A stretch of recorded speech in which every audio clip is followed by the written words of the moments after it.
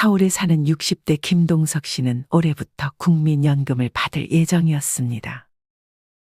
원래는 80만 원 조금 넘는 국민연금을 받을 예정이었지만 5년 동안 연기연금을 신청해 받을 국민연금을 100만 원으로 맞춰놨습니다.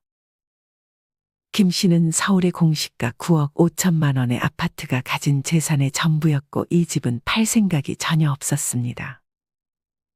김 씨의 아내가 아르바이트를 간간히 하며 생활비를 보탰는데 거기다 국민연금 100만 원을 더하고 기초연금 받을 것까지 계산하면 씀씀이가 크지 않았던 김 씨네 부부는 그럭저럭 먹고 살 수 있었습니다. 김 씨와 아내는 나중에 외동아들에게 집을 물려줄 생각이 커서 집을 팔 생각은 하지 않고 있었고 주택연금으로 돌릴 생각도 없었습니다. 하지만 얼마 안 가 김 씨는 집을 주택연금으로 돌려야 하나 고민해야 했습니다. 이유는 다름 아닌 건강보험료 때문이었습니다. 국민연금을 많이 받는 게 아니었고 다른 이자나 배당소득, 임대소득도 없었던 김 씨는 당연히 건강보험료를 내지 않아도 될 것이라 생각했습니다. 분명 소득이 2천만 원 이하면 건강보험료를 안 내도 된다고 들었는데 왜 피부양자 자격에서 박탈된 거지? 김 씨는 혼잣말로 중얼거렸습니다. 김 씨는 피부양자 자격에서 박탈되었고 이내 건강보험료 고지서를 받아야 했습니다. 김 씨는 알아본다고 알아봤지만 사실 그렇게 깊게는 알지 못했습니다. 김 씨가 받는 국민연금은 연으로 환산하면 100만 원 곱하기 12개월, 즉 1,200만 원이었습니다. 이것만 놓고 본다면 연소득 2천만 원 이하로 김 씨는 피부양자 자격을 유지할 수 있었습니다. 직장가입자인 아들의 피부양자로 들어가면 건보료도 내지 않고 아들의 건보료도 오르지 않아서 김 씨는 무조건 피부양자 자격을 유지하고 싶었습니다. 하지만 김 씨가 몰랐던 게 하나 있었습니다. 문제는 김 씨가 소유한 아파트였습니다.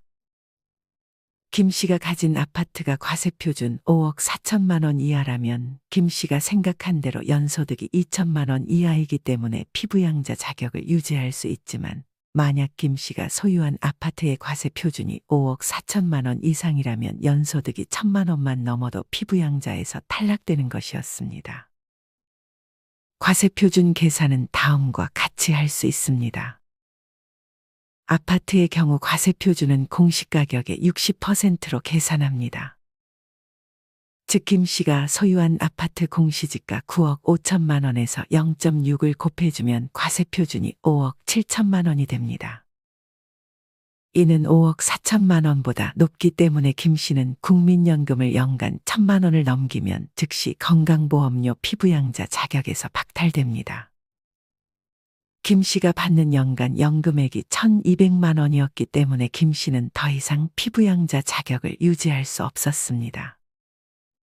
김 씨는 그뿐만 아니라 기초연금에서도 탈락했습니다. 기초연금은 부부가구 2025년 기준 월에 364만 8천 원을 넘기면 즉시 탈락하게 됩니다. 여기서도 마찬가지로 김 씨가 소유한 아파트가 소득인정액으로 적용되고 국민연금도 마찬가지로 적용됩니다. 아파트를 소득인정액으로 구하려면 다음과 같이 계산해야 합니다. 김 씨가 소유한 아파트 공시지가 9억 5천만 원에서 먼저 대도시 기준 공제 금액인 1억 3,500만 원을 빼줍니다. 거기다가 소득 환산율 4%를 곱해주고 12개월로 나눠줍니다. 그럼 271만 6천 원 정도가 나옵니다. 여기서 국민연금 100만 원을 그대로 더해줍니다. 참고로 국민연금은 기본공제가 하나도 들어가지 않습니다. 그럼 371만 6천 원이 나옵니다. 이는 부부가구 기준 월 364만 8천 원을 넘기기 때문에 김 씨는 기초연금에서조차 탈락했습니다. 김 씨는 기초연금은 하나도 받지 못하게 됐고 그나마 받을 국민연금에서도 20만 원에서 30만 원 정도 나오는 건보료를 제거하면 이제 70에서 80만 원으로만 생활해야 했습니다. 거기다 아내가 일을 그만두면 둘이서 이 돈을 가지고 생활하기란 거의 불가능에 가까웠습니다. 연금 100만 원 외에 특별한 소득도 없는데 건보료 수십만 원 내고 나면 뭘 먹고 살라는 거야? 김 씨는 이 같은 사실에 분노했습니다. 김 씨는 아내에게 집을 그냥 팔거나 주택연금을 받는 게 어떠냐고 물었지만 아내는 완강하게 아들에게 물려줘야 한다며 거부했습니다. 김 씨는 괜히 연기연금을 신청했다며 후회했습니다. 이런 사실을 꼼꼼히 알아보지 않은 자신을 질책할 수밖에 없었습니다. 연기하는 게 무조건 좋은 게 아니라니까. 김 씨는 친구를 만나 자신의 상황을 전달했습니다. 김 씨의 친구는 집은 따로 없지만 국민연금을 월에 160만 원 정도 받을 예정이었습니다. 김 씨의 친구는 연에 2천만 원이 안 될 정도로 딱 맞춰놓고 국민연금을 받을 계획을 세웠습니다. 김 씨의 친구는 모아놓은 예적금을 먼저 쓰고 다 떨어지면 그때부터 국민연금을 받을 생각을 하고 있었습니다. 국민연금에 넣어두면 매년 7.2%씩 증가한다고 전문가가 말했다니까. 예금은 해봐야 2%, 3%밖에 안 하잖아. 전문가가 괜히 전문가겠어? 공부한 사람들 하라는 대로 그냥 따라하면 돼. 김 씨는 친구에게 계산을 잘해봐야 한다고 설득했지만 친구는 김 씨의 말보다는 전문가의 말을 들었습니다. 하지만 이내 김 씨의 친구는 후회했습니다. 자기의 계산과는 달리 국민연금 연소득이 2천만 원을 살짝 넘겨버린 것이었습니다. 김 씨의 친구는 건보료 고지서를 피할 수 없었습니다. 김 씨의 친구는 국민연금공단에 전화해 애걸복걸했지만 2천만 원 밑으로 다시 되돌릴 수는 없었습니다. 김 씨의 친구는 그렇게 연금 조금 더 받아보려다 오히려 건보료로 매달 20만 원씩을 내야 했습니다. 김 씨와 김 씨 친구의 사례처럼 의외로 많은 분들이 계산을 잘하지 못해 피부양자 자격에서 탈락해 건보료 고지서를 피하지 못하는 경우가 많습니다. 사실 국민연금 감액제도도 정말 없어져야 할 제도지만 국민연금 감액제도보다 건강보험료 때문에 골머리를 앓고 있는 분들이 더 많습니다. 연소득이 2천만 원 이상이면 여지없이 피부양자에서 탈락되고 지역가입자가 되면 집 한 채만 있어도 재산으로 합산돼 건보료를 적게는 수십만 원에서 100만 원까지도 내야 할 수 있습니다. 이런 이유들로 항상 국민연금을 받기 전에 계산을 철저하게 해야 합니다. 국민건강보험 홈페이지에 들어가면 모의 계산을 해볼 수 있지만 정확하지 않을 수 있습니다. 정확하게 자신이 피부양자 자격을 유지할 수 있는지 확인하려면 직접 전화로 문의하는 것이 확실합니다. 국민건강보험공단 고객센터 1577-1000번에 전화하셔서 정확하게 피부양자 자격을 유지할 수 있는지, 건보료가 부과된다면 얼마가 부과되는지 알아놓는 것이 중요합니다. 여전히 건보료는 형평성 논란에서 벗어나지 못하고 있습니다. 건보료의 소득 기준을 정할 때 국민연금은 포함되는데 개인연금은 불포함되는 것이 그 이유입니다. 의무적으로 내야 하는 국민연금을 가지고 공제도 하나 없이 감액을 시켜버리거나 건보료 폭탄의 요인으로 만드는 현 제도가 하루빨리 바뀌기를 바랍니다. 건보료 외에 다음과 같은 경우가 발생할 수 있습니다. 국민연금을 받고 있던 66세 최기련 씨는 최근 지인의 가게를 넘겨받아 자영업으로 제2의 인생을 시작했습니다. 지인에게 레시피를 모두 넘겨받은 데다가 위치까지 좋아서 최 씨는 가게를 시작한 지 첫 해에만 순수익 700만 원 정도를 벌 수 있었습니다. 참고로 최 씨는 월에 150만 원의 국민연금을 받고 있었습니다. 최 씨는 장사가 잘 되니 생활 수준을 늘리기 시작했습니다. 갑자기 골프를 치는 친구들과 어울리기 시작했고 음식도 유기농 음식들로만 먹었습니다. 하지만 최 씨의 이런 풍족한 생활은 1년을 넘기지 못했습니다.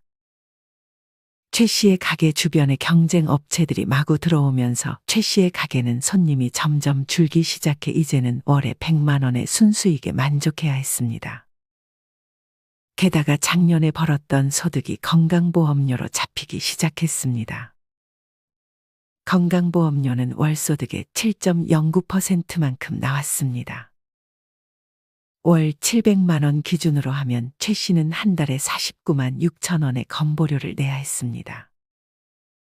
이는 장기요양보험료는 포함하지도 않은 금액이었습니다. 이것까지 내고 나면 김 씨는 가게를 하고 남는 돈은 50만 원도 안 됐습니다. 게다가 문제는 이뿐만이 아니었습니다. 작년에 번 돈이 국민연금에까지 영향을 주었습니다. 이래서 번 소득이 300만 원 정도라면 국민연금에서 감액될 금액이 거의 없고 400만 원을 벌더라도 국민연금에서 5만 원 정도만 감액됩니다. 즉 월소득 300만 원이 A값이라고 했을 때 A값인 300만 원보다 100만 원에서 200만 원 미만을 더 벌면 즉 월에 400만 원에서 500만 원 미만이면 5에서 15만 원이 국민연금에서 감액되고 500에서 600만 원 미만이면 15만 원에서 30만 원이 국민연금에서 감액됩니다. 만약 600만 원에서 700만 원을 번다면 국민연금에서 30만 원에서 50만 원이 감액됩니다. 월에 700만 원을 벌었던 최 씨는 위의 표를 적용했을 때 50만 원에서 400만 원을 초과한 금액인 300만 원의 25%, 즉 75만 원을 더해 총 125만 원 정도가 국민연금에서 차감되는 것입니다. 여기서 말한 A값은 2025년 기준 308만 9,600여 원이 됐습니다. 최 씨는 그렇게 건보료에 국민연금까지 감액되어 이래서 번 돈의 건보료를 뺀 50만 원과 국민연금 150만 원에서 125만 원 정도가 차감된 25만 원을 더해 총 75만 원으로 한 달을 버텨야 했습니다. 최 씨는 자존심이 강해 친구들과 지속적으로 골프를 쳤지만 이제는 돈이 없어 몸이 안 좋다는 핑계를 대 더 이상 골프를 치러 갈 수 없었습니다. 사실 많은 중장년층이 은퇴 후에도 생활비를 마련하기 위해 일손을 놓지 못하는 경우가 많습니다. 물론 월에 300만 원 이상을 버는 경우는 거의 없기 때문에 대부분은 국민연금을 근로소득에 의해서 감액되지는 않는다고 생각하는 것이 좋습니다. 위에서도 언급했지만 월에 400만 원을 벌어도 5만 원 정도만 감액된다고 합니다. 어떤 분은 근로소득으로 500만 원을 받고 있는데 세금 포함 7만 9천 원이 공제된다고 댓글을 남겨주셨습니다. 국민연금 깎이는 것을 막기 위해 소득활동할 수 있는 것을 하지 않는 것은 현명한 선택이 아닙니다. 거기다 소득으로 감액하는 기간은 5년입니다. 5년이 지나면 다시 정상적으로 연금을 수령할 수 있습니다. 하지만 이런 식으로 자꾸만 국민연금을 감액시키려고 하는 것은 별로 바람직한 모습은 아니라는 생각이 듭니다. 다시 최 씨의 이야기로 돌아가 보겠습니다. 아직 최 씨를 괴롭히는 것이 하나 더 남아 있었습니다. 그것은 바로 누진세였습니다. 누진세란 소득 금액이 커질수록 높은 세율을 적용하도록 정한 세금을 말합니다. 위의 표처럼 연간 소득이 1,400만 원 이하면 6%, 1,400만 원 초과 5천만 원 이하면 15%, 5천만 원 초과 8,800만 원 이하면 24%, 8,800만 원 초과 1억 5천만 원 이하면 35% 이런 식으로 적용됩니다. 최 씨의 경우 월급을 평균 700만 원 받았으니 연간 소득이 8,400만 원으로 24%의 세율이 적용됩니다. 8,400만 원에서 0.24를 곱해주면 2,016만 원이고 여기서 누진공제 금액인 576만 원을 빼주면 1,440만 원의 세금을 납부해야 하는 것이었습니다. 그렇다면 국민연금으로만 월 200만 원 받는 분들은 얼마의 세금을 내야 할까요? 참고로 월에 64만 원 이하의 국민연금을 받는다면 세금이 나오지 않습니다. 연 770만 원까지는 소득공제와 세액공제를 적용하게 될 경우 결정세액이 0원이 되기 때문입니다. 65세 한길석 씨는 2002년부터 국민연금을 납부해 월 200만 원의 국민연금을 받고 있었습니다. 한 씨는 국민연금 외에 다른 소득은 없었습니다. 한 씨의 경우 연간 연금소득이 200 곱하기 12개월, 즉 2,400만 원이 됩니다. 여기서 위의 표를 참고해서 계산해 보겠습니다. 연금액이 350만 원 이하면 전액, 350만 원에서 700만 원 구간은 350만 원 더하기 350만 원을 초과하는 금액의 40%, 700만 원에서 1,400만 원 구간은 490만 원 더하기 700만 원을 초과하는 금액의 20%, 1,400만 원을 초과할 경우 630만 원 더하기 1,400만 원 초과 금액의 10%가 공제액으로 계산됩니다. 최 씨의 경우 연간 연금소득이 2,400만 원으로 630만 원에서 1,400만 원을 초과하는 금액인 1,000만 원의 10%를 적용한 100만 원을 더해주면 총 730만 원이 최 씨가 받을 수 있는 연금소득 공제가 되는 것입니다. 여기에 본인 공제 150만 원을 바로 공제받을 수 있습니다. 게다가 만약 배우자나 부양가족의 소득 금액이 연 100만 원 이하라면 150만 원씩 추가로 공제가 적용됩니다. 참고로 최 씨는 배우자의 연소득이 100만 원 이하였습니다. 이에 따라 최 씨는 본인 공제 150만 원에 추가 공제 150만 원까지 해서 300만 원의 공제를 받을 수 있습니다. 다시 천천히 계산해 보겠습니다. 최 씨가 받는 연간 연금 2,400만 원에서 먼저 연금소득 공제 730만 원을 빼주고 본인 공제 추가 공제 300만 원까지 빼주면 최 씨의 과표 산출액은 1,370만 원입니다. 여기서 누진 세율표를 다시 가져와 보겠습니다. 최 씨의 과세표준은 1,370만 원으로 1,400만 원 이하이기 때문에 6%의 세율이 적용됩니다. 1,370만 원에서 0.06을 곱하면 최 씨가 내야 할 세금은 82만 2천 원이 됩니다. 여러분은 이렇게 직접 국민연금을 받고 나서 얼마의 세금을 내야 할지 계산을 해보셨나요? 실제로 계산을 해봐야 정확하게 내가 월에 받을 수 있는 금액을 알 수 있고 그에 맞게 생활할 수 있으니 아직 계산을 해보지 않았다면 시간을 내서 한 번쯤은 해보셨으면 좋겠습니다. 다음으로는 국민연금 수령 시 추가로 신청했을 때 얻을 수 있는 좋은 혜택 5가지에 대해 알려드리겠습니다. 국민연금 수령 시 받을 수 있는 혜택 첫 번째는 국민연금증 카드입니다. 여러분들은 국민연금증 카드가 있다는 말을 들어보셨나요? 국민연금증 카드는 월에 10만 원 이상의 국민연금만 받아도 발급받을 수 있는 카드입니다. 국민연금뿐 아니라 분할연금, 장애연금, 유종연금 등을 받고 있는 분들도 신청 가능합니다. 이 카드는 일반카드, 체크카드, 신용카드 중 선택해서 발급받을 수 있으며 연회비는 면제입니다. 이 카드를 사용하게 되면 만 65세 이상의 경우 철도요금을 30에서 50% 할인받을 수 있고 기본적으로 여행 상품 할인, 문화행사 참여, 쇼핑 할인, 주유 할인, 요식 할인, 보청기 할인, 영화 할인 등 다양한 할인을 제공받을 수 있습니다. 각 은행의 콜센터로 전화하면 자세한 상담이 가능하고 신청은 은행 영업점을 방문하거나 우편 및 유선 신청도 가능하다고 합니다. 국민연금 수령 시 받을 수 있는 혜택 두 번째는 안심통장입니다. 여러분은 국민연금에 가입한 돈이 압류될 수 있다고 생각하시나요? 다행히도 국민연금은 국민연금법에 의해 압류도 금지이고 담보로 제공되는 것도 금지되어 있다고 합니다. 하지만 오해해서는 안 됩니다. 이는 국민연금공단 내에 있는 연금수급권이 압류되지 않는다는 뜻이지 연금이 지급된 이후까지 압류 금지가 된다는 뜻은 아닙니다. 이 말인즉슨 국민연금공단에서 여러분의 은행 통장에 연금을 지급하는 순간 압류가 될 수도 있다는 뜻입니다. 하지만 이런 압류를 막을 수 있는 방법이 있습니다. 먼저 월에 185만 원 이하의 금액은 압류 대상 금액에서 제외받을 수 있습니다. 은행 계좌에서 압류가 걸려 출금을 할 수 없게 됐을 때 압류 명령 취소 신청 소송을 걸면 됩니다.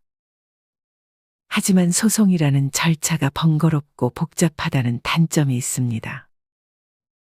이보다 훨씬 안전하고 스트레스 없이 내가 받는 국민연금을 지키려면 안심통장을 활용하는 것이 가장 좋습니다. 은행에서 안심통장을 개설하고 이 안심통장으로 국민연금을 수령하면 압류 자체를 방지할 수 있습니다. 당연히 소송 등의 번거로운 절차를 거칠 필요도 없습니다. 참고로 안심통장에 입금할 수 있는 금액은 최대 월에 185만 원입니다. 만약 매월 185만 원씩 입금되는 국민연금을 계속 빼서 쓰지 않고 10개월 동안 쌓여 1,850만 원이 돼도 이 돈 모두 압류를 방지할 수 있습니다. 현재 안심통장 개설이 가능한 금융기관은 신한은행, KB국민은행, KB하나은행, 우리은행, IBK기업은행, 우체국, NH농협은행, 단위농협, SC제일은행, KDB산업은행, 수협중앙회, DG비대구은행, 부산은행, 광주은행, 제주은행, 전북은행, 경남은행, 새마을금고, 저축은행 중앙회, 신협, 산림조합 중앙회 등입니다. 아직 카카오뱅크, K뱅크 등 인터넷 전문은행은 안심통장 개설이 불가능한 점 참고하시길 바랍니다. 국민연금 수령 시 받을 수 있는 혜택 세 번째는 청풍리조트 할인 서비스입니다. 제천에 위치한 청풍리조트는 국민연금 수급자 혹은 가입자에게 높은 할인 혜택을 제공해주기 때문에 인기가 많은 여행지입니다. 누구나 퇴직을 하고 여행을 한 번쯤은 가보고 싶다는 생각을 해보셨을 것입니다. 이왕이면 너무 비싼 곳보다 이렇게 할인 혜택을 받을 수 있는 곳에도 한번 가보는 것이 좋지 않을까 생각합니다. 청풍리조트는 레이크 호텔과 힐하우스로 나뉘어져 있는데 수급권자와 가입자의 혜택이 약간 다릅니다. 수급권자의 경우 위의 표와 같은 혜택을 받을 수 있고 가입자도 최대 65%까지의 혜택을 받을 수 있습니다. 참고로 청풍 리조트 홈페이지에서 회원 가입을 하면 여기서 추가로 5%의 할인을 받을 수 있습니다. 이는 즉 오래된 모텔 1박 값으로 청풍 리조트에서 하루 묵을 수 있다는 의미입니다. 하지만 할인 혜택이 높은 만큼 예약이 꽉 차 있을 수 있으니 조금 일찍 예약하시는 것이 좋습니다. 사진으로 보니 뷰가 참 좋은 것 같습니다.